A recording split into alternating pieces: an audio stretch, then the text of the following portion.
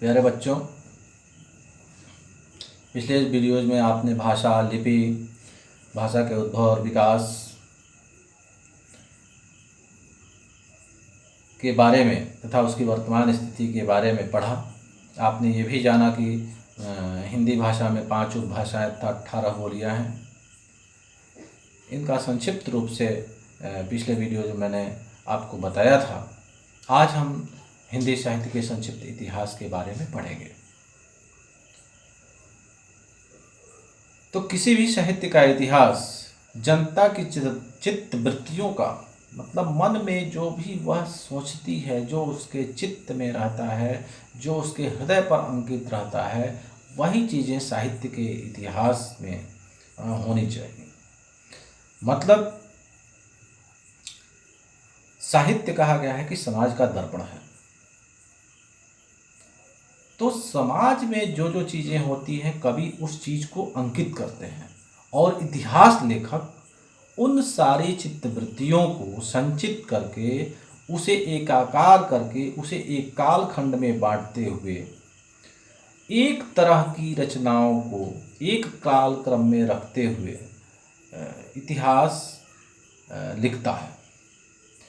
तो इन्हीं सारे बिंदुओं पर आज हम देखेंगे कि किसने किस किस तरीके से अपना अपना हिंदी साहित्य लेखन में योगदान दिया। तो जब हम प्राचीन काल में देखते हैं तो प्राचीन काल में इस तरह की कोई भी रचनाएं हमारे यहाँ मौजूद नहीं है। लेकिन जब हम भक्ति काल में जाते हैं तो वहाँ पर देखते हैं कि 252 वैष्णवन की वार्ता, 84 वैष्णवन की वार्ता या अष्टायाम हुआ, इन तीनों ग्रंथों में कुछ इस तरह की चीज़ों को लिखने का प्रयास किया गया।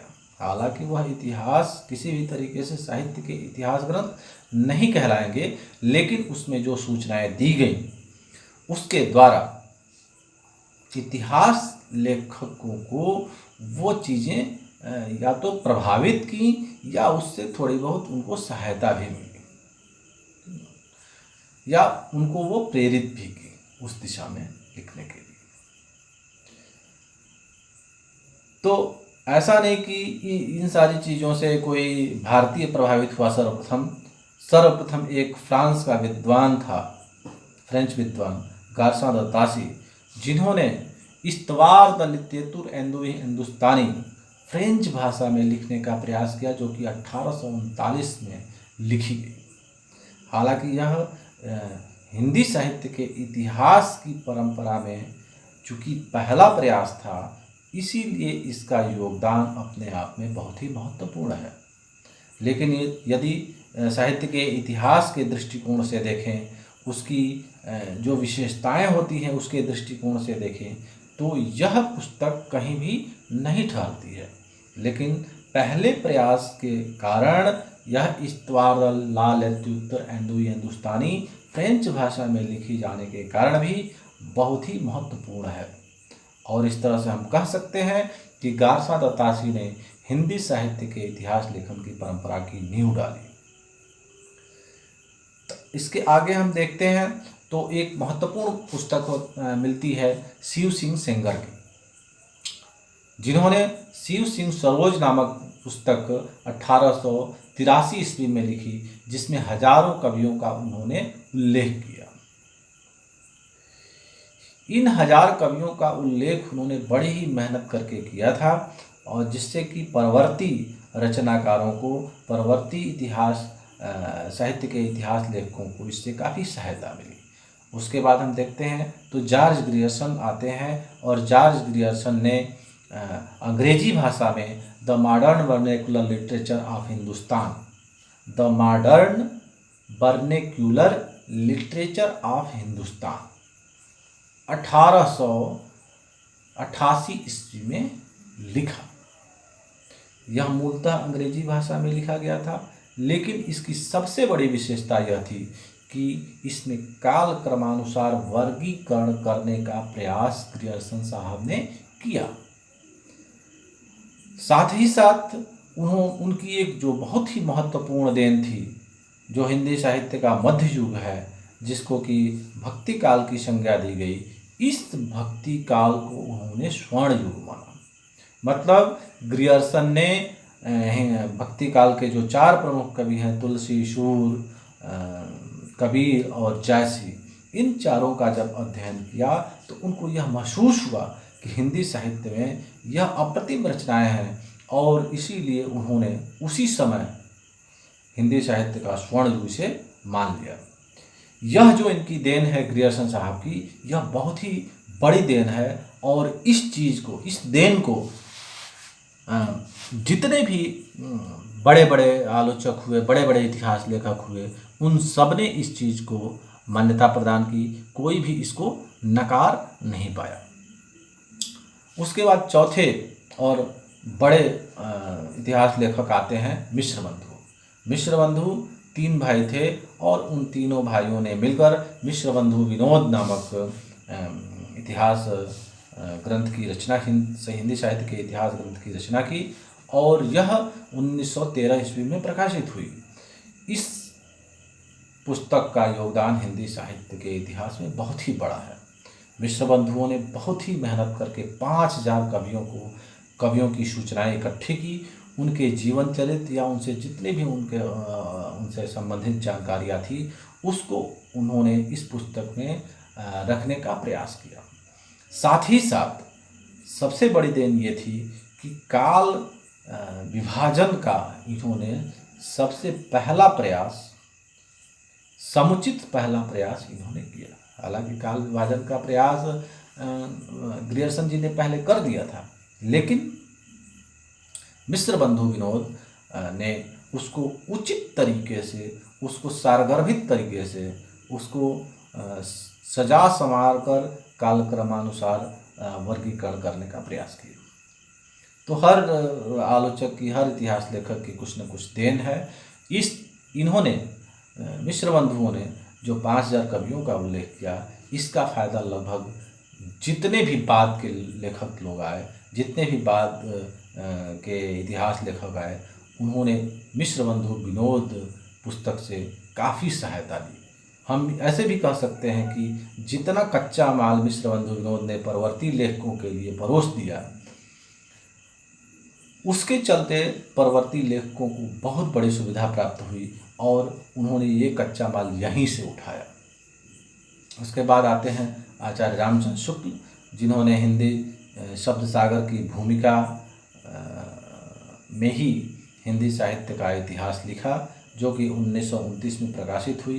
कुल मिला के यह रचना, यह जो इतिहास ग्रंथ है, वह अपने आप में अतुलनीय इतिहास ग्रंथ है, और इसकी इन्होंने जो मानदंड स्थापित किए, इसको काटने का प्रयास किसी ने नहीं किया। हालांकि अपने ही बलिया जिले के जो हजारी प्रसाद द्विवेदी हैं, जो नाम सुना होगा आपने, ओजवलिया गांव के हैं यहीं पे, तो उन्होंने अपने आदिकाल और हिंदी साहित्य का विकास, इन 2 ग्रंथों में शुक्ल जी के द्वारा जो स्थापित मानदंड थे, उन स्थापित मानदंडों को काटने का प्रयास किया। हालांकि उन्होंने पूरी तरह से उसको नकारा नहीं, लेकिन फिर भी जो शुक्ल जी के मानदंड थे, उस पर पहली बार कोई उंगली उठाने वाला, या उसके लिए ये कह सकते हैं कि पूरी तरह से सही ढंग से प्रस्तुत करने का, या ये भी कह सकते हैं कि उसको भारतीयता से जोड़ने का जो श्रेय है, वो डॉक्टर हजारी प्रसाद जी को जाता है, और दूसरा कोई ऐसा नहीं हुआ जिन्होंने आचार्य शुक्ल के स्थापित मानदंडों को छूने की कोशिश की। तो इस तरह हम देखते हैं कि ये प्रमुख रचनाएं थी। उसके बाद भी बहुत सारे लेखक हुए जिन्होंने हिंदी इतिहास लेखन की परंपरा में अपना अपना योगदान दिया। जैसे कि इस एक महत्वपूर्ण लेखक हैं डॉक्टर राम कुमार वर्मा। डॉक्टर राम कुमार वर्मा ने हिंदी साहित्य का आलोचनात्मक इतिहास लिखा। चूँकि डॉक्टर राम कुमार वर्मा एक बहुत बड़े कवि भी थे, तो उनका यह इतिहास ग्रंथ अपने आप में एक कवि के द्वारा लिखा हुआ इतिहास ग्रंथ है, तो यह अपने आप में बहुत ही बड़ी बात है। और इस गद्य की काव्यात्मकता अपने आप में बड़ी ही महत्वपूर्ण है। चूँकि वो पूरा इतिहास नहीं लिख पाए डॉक्टर राम कुमार वर्मा, उनकी मृत्यु हो गई। यदि वो पूरा इतिहास ग्रंथ लिख पाते तो अपने आप में यह इतिहास ग्रंथ बहुत ही महत्वपूर्ण होता। उसके बाद हजारी प्रसाद द्विवेदी हुए, जिनकी चर्चा मैंने पीछे की। उसके बाद एक नागरिक प्रचारणी पत्रिका, नागरिक प्रचारणी सभा के द्वारा हिंदी साहित्य का बृहद इतिहास लिखा गया। डॉक्टर नगेंद्र ने भी हिंदी साहित्य का इतिहास लिखा, जो बहुत ही महत्वपूर्ण पुस्तक है। और इस तरह से ये एक इतिहास लेखन की जो परंपरा थी, उसमें गणपति चंद्रगुप्त हो गए, धीरेन्द्र वर्मा हो गए, तमाम लेखक आए और अपने अपने तरीके से इतिहास लेखन की परंपरा में अपना अपना योगदान दिया। तो हम देखते हैं कि इन लोगों ने अपने अपने तरीके से अलग अलग ढंग से इतिहास लिखने की कोशिश की, लेकिन मूल रूप से जो आचार्य रामचंद्र शुक्ल ने मानदंड स्थापित किए, उन्होंने हिंदी साहित्य को मुख्यतः 4 भागों में बांटा और पहले काल का नाम वीरगाथा काल रखा। इसकी चर्चा हम बाद में करेंगे कि उसका नाम वीरगाथा काल क्यों पड़ा। दूसरे काल का नाम भक्ति काल रखा, तीसरे का नाम रीति काल रखा और चौथे का नाम आधुनिक काल रखा। और इस तरह से उन्होंने अपने तर्कों के आधार पर जनता की चित्तवृत्तियों को देखते हुए, रीति को देखते हुए, समसामयिक घटनाओं को जनता की चित्तवृत्तियों से जोड़कर इतिहास के कालखंडों का बंटवारा किया। तो हम मूल रूप से काफ़ी लोगों में मतभेद रहा। जैसे आचार्य हजारी प्रसाद द्विवेदी ही आए तो उन्होंने वीरगाथा काल का नाम बदलकर आदिकाल कर दिया। हालांकि वीरगाथा काल का नाम बदलते वक्त उन्होंने जो तर्क दिया, उसमें वो आचार्य शुक्ल के महत्व को कम नहीं किया। उन्होंने ये बताया कि जिस आधार पर आचार्य शुक्ल ने इसका नाम वीरगाथा काल रखा था, वह आधार उस समय के लिए बहुत ही महत्वपूर्ण था। चूँकि बाद में अन्य खोजों के द्वारा बहुत सारी चीज़ें सामने आई, तब जाके इस चीज़ को उन्होंने आदिकाल नाम बदला। ठीक है, छोटे छोटे वीडियोज़ ही बनाएंगे, बड़े वीडियोज़ लोड नहीं हो पाते हैं। तो फिर अगले वीडियो में ये जो आदिकाल, भक्ति काल, रीति काल और आधुनिक काल है, इसके बारे में हम आपको बताएंगे। ध्यान से पढ़िए और किसी भी तरह की चीज़ों को आप हमसे शेयर कर सकते हैं, हमसे पूछ सकते हैं यदि कोई समस्या हो।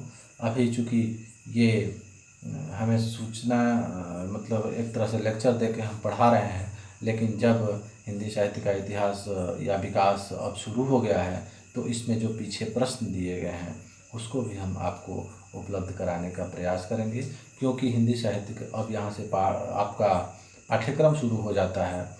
अब इसमें से करीब 5-5-10 नंबर के, मतलब हिंदी गद्य के विकास से 5 नंबर का और हिंदी काव्य के विकास से 5 नंबर का, कुल मिला के ये 10 नंबर के प्रश्न बोर्ड की परीक्षाओं में पूछे जाते हैं। तो आप लोग ध्यान से पढ़ेंगे और मेहनत करेंगे। कोई समस्या हो तो पूछेंगे। धन्यवाद।